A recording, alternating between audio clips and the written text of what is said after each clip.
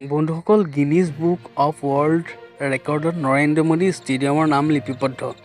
BCCIৰ সম্পাদক জয় শ্বাহে টুইটযোগে প্ৰকাশ কৰিছে। বন্ধুসকল, সম্পূৰ্ণ খবৰ জনাৰ আগতে আপোনালোকক এটি ৰিকুৱেষ্ট কৰিব বিচাৰোঁ, আপোনালোকে চেনেলটোত যদি প্ৰথমবাৰ আহিছে তেন্তে হ'লে ভিডিঅ'টি এটি লাইক কৰি দিব আৰু এনেধৰণৰ ভিডিঅ' পোনপ্ৰথমে চাই থাকিবলৈ চেনেলটো ছাবস্ক্ৰাইব কৰিব। ভাৰতীয় ক্ৰিকেট বৰ্ডৰ সম্পাদক জয় শ্বাহে দেওবাৰে প্ৰকাশ কৰা অনুসৰি আহমেদাবাদৰ নৰেন্দ্ৰ মোদী ষ্টেডিয়ামে IPLৰ ফাইনেল 2022 সময়ত সৰ্বাধিক দৰ্শকৰ বাবে গিনিছ বুক অৱ ৰেকৰ্ডত স্থান লাভ কৰিছে।